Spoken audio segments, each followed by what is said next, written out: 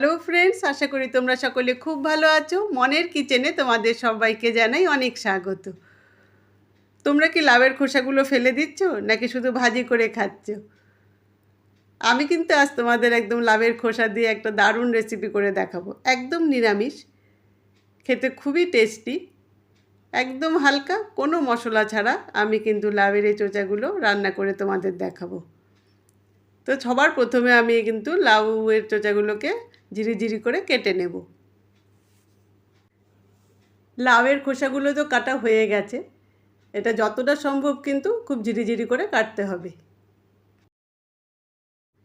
লাউয়ের খোসাগুলো কেটে নিয়ে আমি এখন ডাল সেদ্ধ করে নেব। তো তার জন্য প্রথমে আমি জল দিয়ে দিয়েছি, তার মধ্যে আমি প্রথমে মটর ডাল দিয়ে দেবো। মটর ডালটা আমি ধুয়ে রেখেছিলাম, কিছুক্ষণ ভিজিয়েও রেখেছি। সেই মটর ডাল দিয়ে দেবো আর দিয়ে দেবো মুসুরির ডাল। এই দুটো ডাল একসাথে মিলিয়ে আমি এখন কিন্তু সেদ্ধ করে নেব। তো তার মধ্যে আমি খানিকটা নুনও দিয়ে দেবো, 1 চামচের মতো নুন দিয়ে ডালটাকে আমি অর্ধেক সেদ্ধ করে নেব।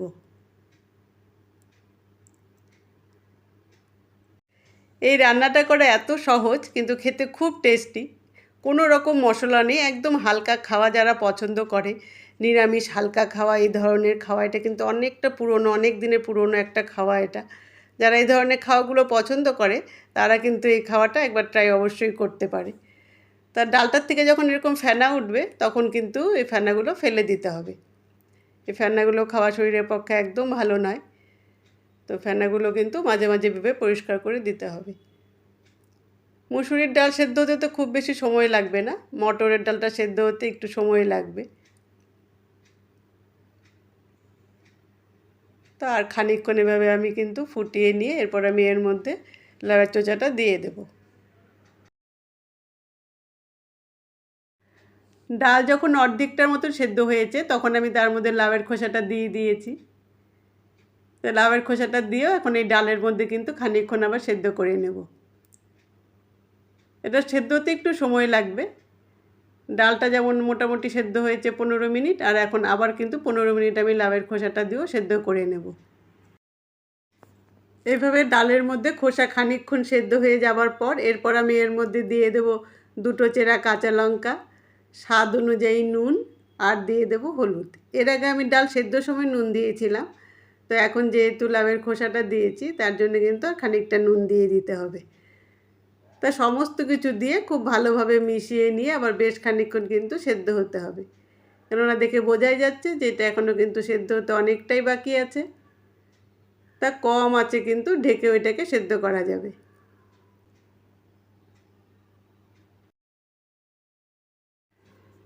ডাল আর লাউয়ের খোসা কিন্তু একদম সেদ্ধ হয়ে গেছে।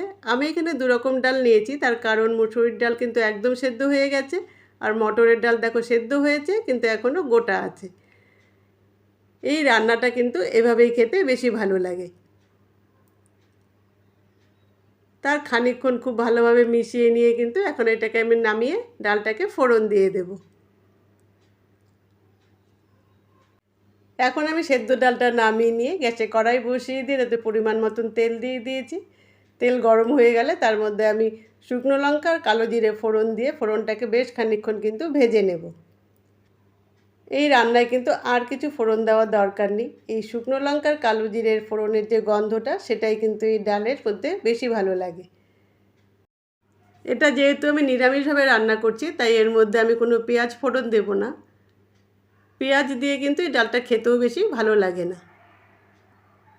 এরপর ফোড়ন থেকে যখন খুব ঝাঁঝ বেরোবে আর ফোড়ন থেকে খুব সুন্দর গন্ধ বেরোবে তখন আমি তার মধ্যে সেদ্ধ করে রাখা ডাল আর লাউয়ের খোসাটা দিয়ে দেব। তো ফোড়নটা দিয়ে কিন্তু এখন বেশ খানিকক্ষণ আবার খুব ভালোভাবে মিশিয়ে নিতে হবে। তো এভাবেই কিন্তু আমি আর খানিকক্ষণ খুব ভালোভাবে মিশিয়ে নেব। এই রান্নাটা হতে কিন্তু খুব বেশি সময় লাগে না, একদম ঝটপট হয়ে যায়, আর কোনো কিন্তু ঝামেলাও নেই। খুব সহজে ঝটপট রান্না করে ফেলা যায়। এরপর আমি এর উপরে ছড়িয়ে দেবো কিছু ধনেপাতা।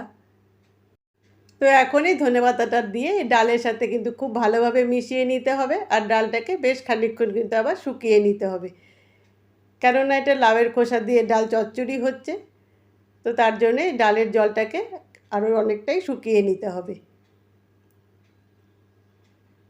আর সমস্ত কিছু এইভাবে কিন্তু মিশিয়ে নিলে কিন্তু এটা তৈরি হয়ে যাবে আজকে লাউয়ের খোসা দিয়ে ডালের চচ্চড়ি। এটা খেতে সত্যিই অসাধারণ হয়। তোমরা যারা নিরামিষ খাওয়া পছন্দ করো তোমরা কিন্তু এই রান্নাটা খেতে খুবই ভালোবাসবে। লাউয়ের খোসা দিয়ে ডাল চচ্চড়ি তো আজ একদম কমপ্লিট। এখন আমি এটাকে নামিয়ে নেব আর গরম গরম পরিবেশন করে দেব। তা আমি তো এর মধ্যে আজ ধনেপাতা দিয়েছি। তোমরা যারা ধনেপাতা খেতে পছন্দ করো না তারা কিন্তু এর মধ্যে অল্প ঘি দিয়ে নেবে, তাহলে এটা খেতে দারুণ হয়ে যাবে। তা খুব সহজে খুব সাধারণ উপকরণ দিয়ে কিন্তু এটা খেতে খুব ভালো হয়। তোমরা অবশ্যই এটা ট্রাই করো, ট্রাই করে কেমন হয় সেটা আমাকে জানিও। আজ আসি, তোমরা সবাই ভালো থেকো, সুস্থ থেকো, আনন্দে থেকো আর স্মাইল উইথ মনের সঙ্গে থেকো। Tata, bye bye.